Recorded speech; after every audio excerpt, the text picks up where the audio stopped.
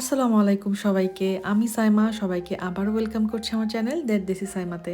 আজকের ভিডিওতে আমি শেয়ার করব রোজার মধ্যে নিজের ইবাদত আমল ঠিক রেখে কিভাবে ইফতারের আয়োজন করেছি, আর মজার মজার কিছু রেসিপিও থাকবে। কিন্তু তার আগে চলুন পিছনে ফিরে দেখি যে আমি আগের দিন থেকে কিভাবে প্রস্তুতি শুরু করেছিলাম, যাতে আজকে ইফতারের দিনটা, দাওয়াতের দিনটা একটু সহজ হয়ে যায়।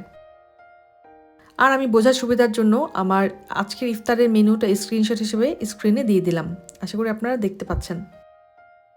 যে কোনো দাওয়াতে আমরা নর্মালি ছুটির দিনগুলোতে অ্যারেঞ্জ করে থাকি, এতে আমরা দুজনেই ফ্রি থাকি আর সব কিছু হ্যান্ডেল করাটা একটু সহজ হয়। আর দাওয়াতের দিনটাও যেহেতু ছুটির দিনই ছিল, তাই তেমন কোনো স্ট্রেস ছিল না আলহামদুলিল্লাহ।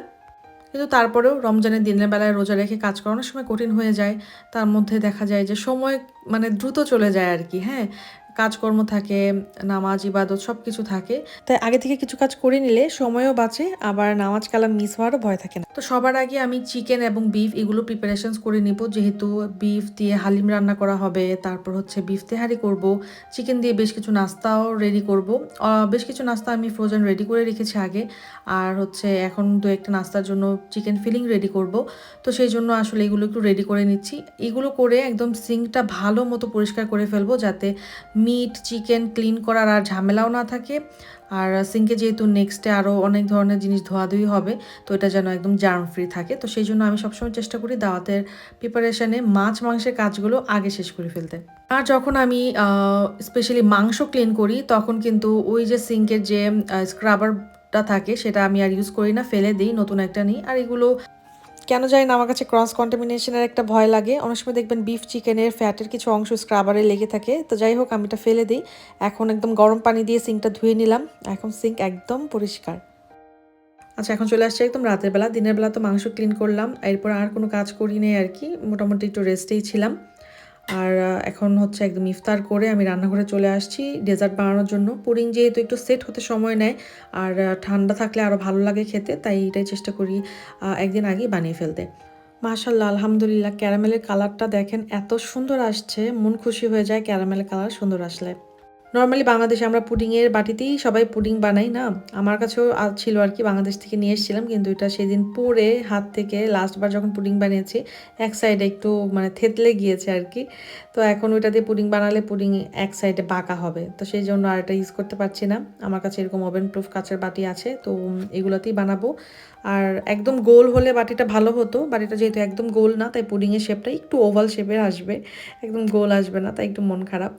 যাই হোক, এখানে আমি 5টা ডিম ফেটিয়ে নিয়েছি, তারপর এখানে 1 কাপ চিনি দিয়ে দিলাম। ভালো করে একটু মিশিয়ে নিব। একদম বেশি মিক্স করতে যাব না, ডিমের কুসুম বেশি মিক্স করাটা ঠিক না। আর এখানে এভাপোরেটেড মিল্ক দিয়ে দিব 1 কাপ। এভাপোরেটেড মিল্ক হচ্ছে জাল করা দুধ। তো এভাপোরেটেড মিল্ক না থাকলে আপনার বাসায় তখন 1 কাপ দুধ জাল করে এটাতে ঠান্ডা করে দিয়ে দিলেই হবে।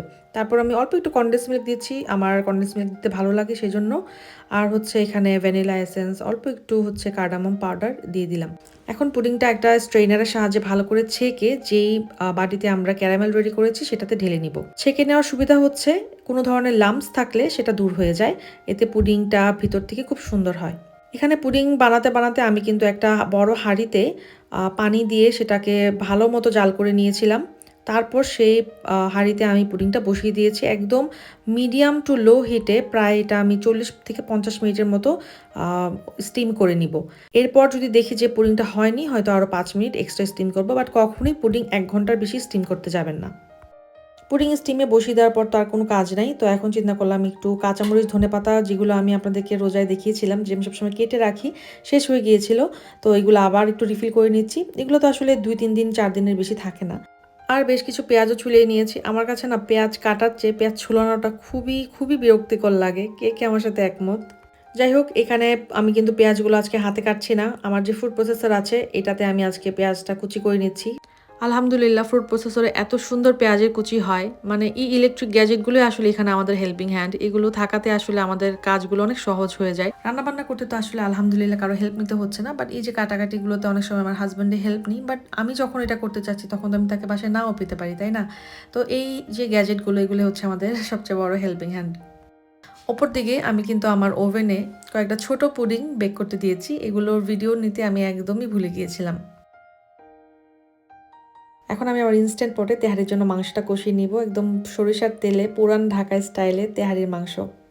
ইনস্ট্যান্ট পটে করার কারণ হচ্ছে এটা আমি ইনস্ট্যান্ট পটে স্লো কুকে বসিয়ে দিয়ে নামাজ পড়তে চলে যেতে পারবো। এতে বারবার এসে চেক করার কোনো ঝামেলা নাই। চুলায় থাকলে বারবার টেম্পারেচার চেক করো, নাড়ানাড়ি করো, অনেক ডিস্ট্রাকশনস হয় আর কি। আর নামাজের পরে অনেকে করতে বলতে পারেন, বাট আমার আসলে নামাজের পরে এত কাজ করতে ইচ্ছা করে না, যেহেতু সারাদিন রোজা রেখেছি। আর এখন হচ্ছে এখানে হালিমের মাংসটাও কিন্তু এই যে সকালবেলা প্রিপারেশনস করেছিলাম, এখন আমি এটা ভালো করে পানি ঝরিয়ে নিয়েছি। একটু মশলা মেখে আমি এখন নর্মাল ফ্রিজে রেখে দিব, যাতে সকালবেলা রান্নাটা করতে সহজ হয়ে যায়। গরম তেলে গরম মশলা দিয়ে আমি এখানে পেঁয়াজটা একটু ভেজে নিয়ে আদা বাটা, রসুন বাটা, পেঁয়াজ ব্লেন্ড এগুলো দিয়ে দিলাম। পেঁয়াজ ব্লেন্ডটা কিন্তু আমি রোজার প্রিপারেশনের সময় করে নিয়েছিলাম, এখন একদম সহজ হয়ে গেল, কোনো পেঁয়াজ ব্লেন্ডের কোনো ঝামেলা ছিল না। মাংসটা দিয়ে দেওয়ার পর আমি এখানে গুঁড়া মশলা অ্যাড করছি, মরিচ গুঁড়া এবং ধনিয়া গুঁড়া। আমার এখানে মাংস যেহেতু প্রায় 2 কেজি, তাই আমি 1.5 টেবিল চামচ করে এখানে মরিচ গুঁড়া ধনিয়া গুঁড়া অ্যাড করলাম। তারপর এখানে হচ্ছে আমার বাসায় বানানো তেহারি মশলা, সেটা অ্যাড করে দিচ্ছি। আপনারা চাইলে প্যাকেট মশলা ইউজ করতে পারেন, আপনাদের পছন্দ। এখন ইনস্ট্যান্ট পটের ঢাকনা দিয়ে আমি কিন্তু চলে যাব আর আসবো একদম 50 মিনিট বা 1 ঘন্টা পর। 1 ঘন্টার মধ্যে আমাকে কিন্তু একবারও আসতে হয়নি, আলহামদুলিল্লাহ। খুব সুন্দরভাবে স্লো কুক হয়েছে মাংসটা, আর খুব সুন্দর সিদ্ধ হয়েছে। অল্প যা একটু পানি দেখছেন, এটা এখন আমি একটু ঢাকনা ছাড়া একটু জাল দিয়ে নিলে শুকিয়ে যাবে। কাজকর্ম করলাম তো, আমার তো এখন বেশ ক্ষুধা, তো খাওয়া দাওয়া করে টুকটাক যে হাঁড়ি পাতিল জমেছিল সেগুলো ভালো করে মুছে টুছে ধুয়ে আমি একদম জায়গা মতো রেখে যাচ্ছি, যাতে সকালে উঠে হাঁড়ি পাতিল গোছানোর আর ঝামেলা আমার কাঁধে না থাকে আর কি। এটা হচ্ছে ভোর রাতের ক্লিপ। আমি সেহরি করে হচ্ছে টুকটাক 2-3টা ফাইনাল কাজ বাকি আছে, চলেন তাহলে সেগুলো করে নিই। এখানে আমি হালিমের ডালটা ভিজিয়ে রাখছি, এতে হালিমের ডালটা সিদ্ধ হতে একটু সহজ হয়। যদিও এত আগে না ভিজালেও চলে, কিন্তু আমি ভিজিয়ে রাখছি আর কি। ভিজিয়ে রাখলে কোনো অসুবিধা নাই। আমি তো হালিম রান্না করেছি এভাবে, কোনো সমস্যা হয় না, বরং আরও ভালো সিদ্ধ হয়। তারপর এখানে বিফ তেহারি যেহেতু রান্না করব, সেজন্য হচ্ছে পোলাও চালটা আমি আগে থেকে একটু মেজারমেন্ট করে রেখে দিব। চাল আমি পানিতে এখন ভিজাবো না, জাস্ট মেজারমেন্ট করে রাখবো। সবসময় চালের দ্বিগুণ মাংস নিতে হয়। আমি যেহেতু ডাবল মাংস নিয়েছি, 2 কেজি মাংস, তাই আমি চাল নিয়েছি 1 কেজি। আমি আজকে ছোলা রান্না করার জন্য ছোলার ক্যান ইউজ করব, তো ক্যানটাও খুলে রাখবো যাতে কাজটা কমে। আর পেঁয়াজ যেগুলো বেঁচে গিয়েছে সেগুলো ক্লিং ফিল্ম দিয়ে আটকে আমি ফ্রিজে রেখে দিব। এই তো ছোট ছোট কাজগুলো গুছিয়ে নিলাম আর কি। আজকে দাওয়াতের দিন, আর আপনাদের সাথে শেয়ার করছি আমার ছোট্ট একটা দোয়া বুক, আর হচ্ছে রমজানে গিফটের জন্য ছোট্টখাটো একটা আইডিয়া। আসলে এটা কোনো শো অফের উদ্দেশ্যে করছি না, কারোর যদি আইডিয়াটা ভালো লাগে, আপনারা যদি গিফট করতে চান, ইনশাল্লাহ এটার সোয়াব আমরা সবাই পাবো। আমি তো এটা ভেবেই খুশি হয়ে যাই, যখন আপনি এই ধরনের কোনো গিফট কাউকে দিবেন, সে যখন একটা দোয়া পড়বে বা যে কোনো একটা জিকির করবে, সেটা একটা শব্দেরই হোক না কেন, তার সাথে সাথে আপনার জন্য কিন্তু আমল নামায় নেকি লেখা হবে, সুবহানাল্লাহ, ইনশাল্লাহ। এটা বাংলাদেশি ইসলামিক বুক স্টোরগুলোতে আপনারা অবশ্যই পাবেন, নীলক্ষেতেও পেতে পারেন। আর যারা দেশের বাইরে থাকেন তারা অ্যামাজন বা ইবেতে চেক করতে পারেন। আমি ইবে থেকে কিনেছি। এই বইটায় ছোট ছোট দৈনন্দিন জীবনে ইউজ করার মতো অনেক সুন্দর সুন্দর দোয়া, আর খুবই পকেট ফ্রেন্ডলি। যাই হোক, এখন চলেন রান্নাঘরে ফেরত যাই। আবার রান্নাঘরে এসে প্রথমে কিন্তু আপনাদেরকে আমার পুডিংয়ের লুকটাই দেখাচ্ছি। দেখেন, আলহামদুলিল্লাহ, খুবই পারফেক্ট সুন্দর একটা পুডিং, আর সাথে ছোট ছোট 2টা পুডিং। এক আপু এবং ভাইয়া ইনশাল্লাহ ওনারা উমরা করতে যাবেন, আল্লাহ ওনাদের উমরা কবুল করুন, তো ওনাদের জন্য আমার ছোট্ট একটা জেস্টার আর কি। যাই হোক, এখানে চালগুলো যে আগে রাতে মেজারমেন্ট করে রেখেছিলাম, এগুলো কিন্তু এখন আমি ভালো করে ধুয়ে 15-20 মিনিটের জন্য একটু ভিজিয়ে রাখবো। তো এই ফাঁকে চাল ভিজতে ভিজতে আমি কিন্তু এক ফাঁকে হচ্ছে চুলাতে ছোলাটা রান্না করব, আর ইনস্ট্যান্ট পটে আমি হচ্ছে হালিমের জন্য মাংসটা বসিয়ে দিব এখন। আজকে এত গরম ছিল যে আমি জানালা খুলে রান্না করছিলাম। ইউজুয়ালি আমাদের কিন্তু টেম্পারেচার এখনও অনেক লো, কিন্তু সেদিন হঠাৎ করে 7 ডিগ্রি থেকে 18 ডিগ্রি টেম্পারেচার হয়ে যায়, আর ঘরের ভিতরে 24 ডিগ্রি। তো সব মিলে একদম পুরা গরমে অস্থির। বাংলাদেশের কথা মনে পড়ছিল। বাংলাদেশে কত ভয়ঙ্কর টেম্পারেচারেও ঈদে হোক, দাওয়াতে হোক, রান্না বান্না করেছি সারাদিন রান্নাঘরে, বাট মানে কাহিল লাগতো না অতটা। আর এখন একটু গরম পড়লেই মনে হয় যেন, না রে ভাই, আর নিতে পারতেছি না। এটা সবই আসলে আমাদের অভ্যাসের কারণে আর কি, না মানে পরিবেশ পরিস্থিতি যখন যেরকম হয়, বডিও ঠিক ওইটার সাথেই রিয়েক্ট করে। এই তো একদিকে হালিমের প্রিপারেশনস চলছে ইনস্ট্যান্ট পটে, আর অপর দিকে হচ্ছে চুলাতে আমি ছোলা রান্না করছি। এখন ছোলাতে হচ্ছে আমি বয়েল পটেটো দিয়ে দিব, মানে সেদ্ধ আলু দিয়ে দিব আর কি। এতে ছোলাটা একটু মাখা মাখা হয়, আমার কাছে মাখা মাখা ছোলা খেতে অনেক ভালো লাগে। আর চালটা যে ধুয়ে রেখেছিলাম, এটা এখন আমি পানি ঝরাতে রেখে দিব। ছোলা রান্নাটাও কমপ্লিট হয়ে গেল, এখন এটা আমি রেখে দিব আর কি ঢেকে। খাবারের আগে বা সার্ভ করার আগে আর কি একটু মাইক্রোওভেনে গরম করে নিলেই হবে। তেহারির মাংসগুলো ছাঁকনি দিয়ে ছেঁকে নিয়েছি, যাতে হচ্ছে তেহারির যে ঝোলটা ওটাতে যেন আমি চালটা কষাতে পারি। এইভাবে রান্না করলে আসলে অনেক ফ্লেভারফুল হয় তেহারিটা। আলাদা করে আপনারা চাল রান্না করেও কিন্তু তেহারি বসাতে পারেন, বাট ইউজুয়ালি এইভাবে করলে সবচেয়ে বেশি মজা হয়। আমি এখানে চিনি গুঁড়ো চাল ইউজ করছি, আর চালটা একটু বেশ পুরনো, তাই আমি এখানে একদম ডাবল পানি ইউজ করব। চাল যেহেতু 4 পট নিয়েছিলাম, তা পানি দিচ্ছি 8 পট। চাল যদি একটু নতুন হতো তাহলে আমি পানি দিতাম 6 পট, মানে 1.5 গুণ পানি দিতাম। লবণ দিয়ে আমি এখন এটা চালটা একটু ফুটে আসা পর্যন্ত আমি অপেক্ষা করলাম। তারপরে মাংসগুলো মিশিয়ে এখন ভালো করে একদম মাংসটা সাথে চালটা মিশিয়ে নিব। আর কয়েকটা আলু আমি আগে থেকে ভেজে রেখেছিলাম, আলুটাও দিয়ে দিলাম, এটা দেখাতে ভুলে গিয়েছি। তারপর এখানে কাঁচামরিচ দিয়ে চালটা আমি দমে দিয়ে চলে যাব এখন জোহরের নামাজ আদায় করার জন্য। আর এটা হচ্ছে আমার একদম ব্রেক টাইম। এখন প্রায় 1-1.5 ঘন্টা 2 ঘন্টা আমি কোনো কাজ করব না। আমাদের বাসায় দাওয়াত হোক বা গেট টুগেদার হোক, যেটাই হোক, আমরা যেন এগুলোর উসিলায় কখনো ইবাদত মিস না করি ইনশাল্লাহ। দৈনন্দিন যে ফরজ ইবাদত, নফল ইবাদত যা আছে তা যেন আমরা আমাদের নিজেদের সুবিধা মতো করতে থাকি। অনেকেই কোরআন শরীফটা দেখতে চেয়েছিলেন, এটা আমি আমার বিয়ের সময় নিয়েছিলাম, তাজবিদ সহ কালার কোডেড করা, খুবই সুন্দর একটা কোরআন মাশাল্লাহ। এই তো চলে আসলাম আবার রান্নাঘরে। রমজান যে উদ্দেশ্যে আমাদের কাছে এসছে সেই কাজগুলো করার পর দেখবেন মন ফুরফুরা থাকে, শরীরে ক্লান্তি অনেক কমে যায়। যাই হোক, আমি চলে আসছি নিজে স্ন্যাক্স বানানোর জন্য। তো এখানে হচ্ছে আমি পাফ পেস্ট্রি শিট নিয়ে নিয়েছি। এগুলোকে আমাদের এখানে পাফ পেস্ট্রি শিটই বলে। তো এইগুলো আমি আমার পছন্দের শেপ অনুযায়ী কেটে নিচ্ছি চিকেন পেটিস বানানোর জন্য। আর চিকেন পেটিসের ফিলিংটা আমি আগের রাতে রেডি করে রেখেছিলাম, ভাবলাম এই ক্লিপের সাথে শেয়ার করে আপনাদের বুঝতে সুবিধা হবে। আমি চিকেনের 2টা বুকের মাংস নিয়ে সেগুলোকে ভালো করে সেট করে নিচ্ছি, আর এগুলোকে আমি সিদ্ধ করে নিয়েছিলাম অল্প একটু আদা রসুন বাটা, গোলমরিচের গুঁড়া, লবণ আর হচ্ছে সয়া সস দিয়ে। এখন আমি একটা প্যানে তেল দিয়ে পেঁয়াজ দিয়ে এটাতে জিরা গুঁড়া, মরিচ গুঁড়া আর হচ্ছে একটু চিকেন পাউডার দিয়ে ভালো মতো কষিয়ে তারপরে চিকেনের যে শ্রেড করা অংশগুলো এগুলো দিয়ে দিলাম। এরপর একটুখানি সয়া সস প্রায় 1-1.5 টেবিল চামচের মতো, আর এখানে প্রায় 2 টেবিল চামচের মতো মেয়োনিজ দিয়ে দিলাম। আর পাশের চুলায় কিন্তু আমি আরেকটা চিকেনের মিক্সচার রেডি করব। এই যে চিকেনগুলো, এগুলো কিন্তু আমি রোজার আগেই কেটে রেখে দিয়েছিলাম। তো দেখেন কত সহজ হয়ে গেল। এই পর্যায়ে এসে আমি এখানে 1 চা চামচের মতো ময়দা অ্যাড করে দিব, আর 1/4 কাপের মতো মিল্ক অ্যাড করব। এতে চিকেনের ফিলিংটা একদম বাংলাদেশে বেকারি স্টাইলে যে চিকেনটা খাই আমরা ঠিক ওইরকম আসে, খুবই ময়েস্ট আর খুবই মজা। শেষের দিকে অল্প একটু কালো গোলমরিচের গুঁড়া অ্যাড করে পানি শুকানোর আগ পর্যন্ত এটা ভালো করে নেড়ে চেড়ে নিব, কিন্তু জাল বেশি বাড়াবো না, এতে নিচে দিয়ে পুড়ে যেতে পারে।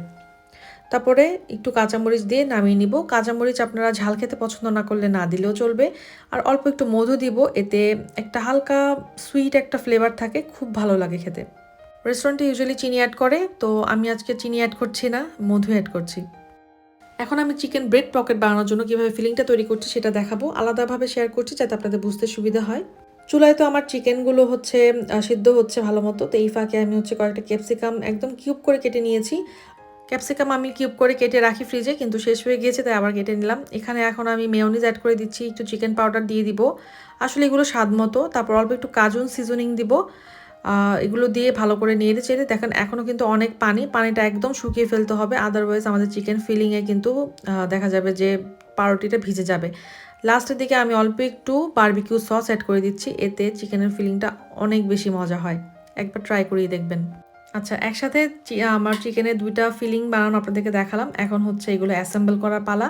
আমি কিন্তু চিকেন পেটিসের যে ফিলিংটা পেটিসের মধ্যে দিয়ে এখন এটা ভালো করে সিল করে দিচ্ছি কাঁচামরিচ বলছি, কাঁটা চামচ দিয়ে। তো এখন এটা ভালো করে সিল করে দিব, আর সিল করার পর উপরে আমি একটু ছুরি দিয়ে একটা কাট করে দিব, এতে চিকেন পেটিসের ভিতরে বেশি স্টিম জমা হয়ে একদম ফেটে সব বের হয়ে যাবে না আর কি। এখন চিকেন ব্রেড পকেটের জন্য আমি 2টা ব্রেড নিয়ে নিয়েছি, 2টা ব্রেড একসাথে আমি নিয়েছি এবং ব্রেডের যে সাইডগুলো আছে কেটে নিচ্ছি। তারপর একটা রোলিং পিন দিয়ে ভালো মতো সমান করে 2টা ব্রেড একসাথে মিশিয়ে নিচ্ছি।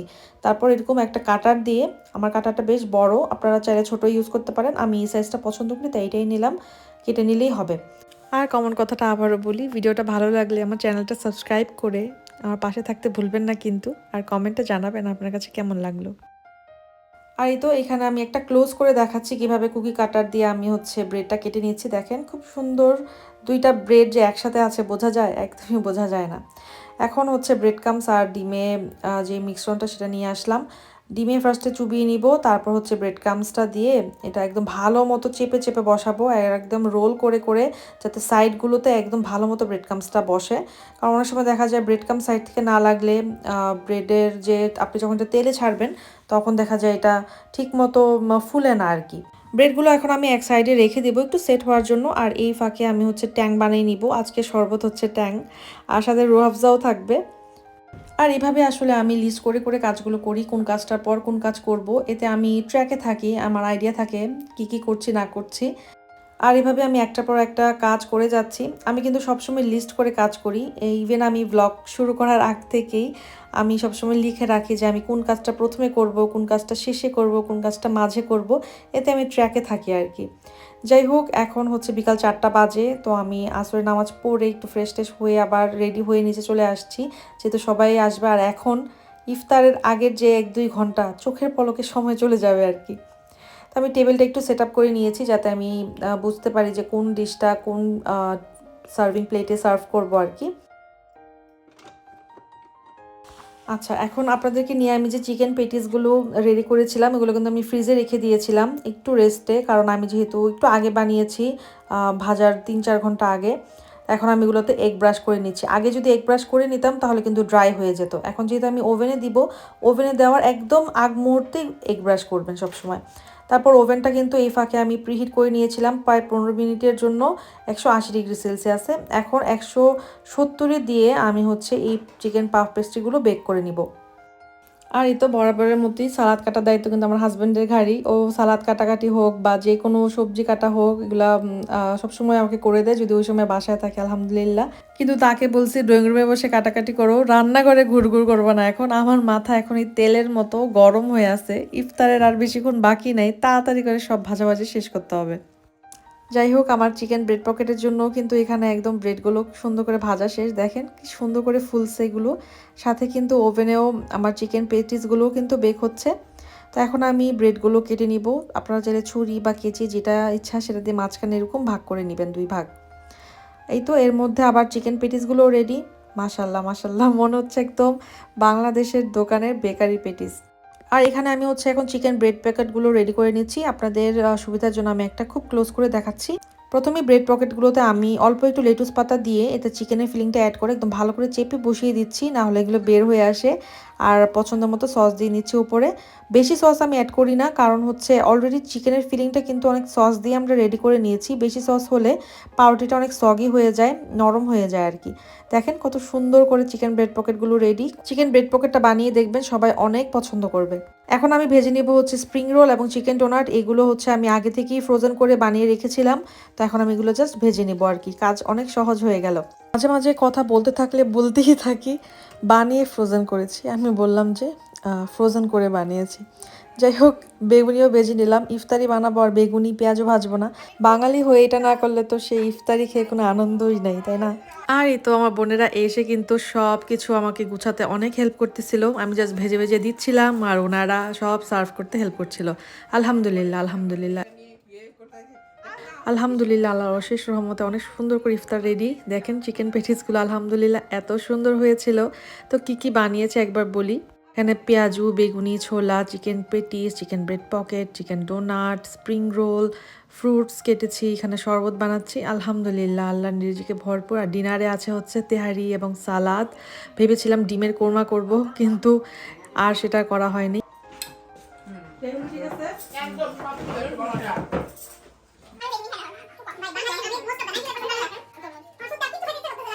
আলহামদুলিল্লাহ, খাওয়া দাওয়া করছি আর গল্প গুজব জমানো যত কথা। আসলে সবাই যেহেতু মানে খুবই ব্যস্ত লাইফ আমাদের, আর সবাই আমরা জব করি, তাই দেখা যায় যে হুট করে চাইলেই দেখা করাটা না অনেক টাফ হয়ে যায়। তো এই ধরনের ছোটোখাটো একটু গেট টুগেদার হয়ে যায়, দেখা সাক্ষাৎ হয়, একসাথে খাওয়া দাওয়া হয়।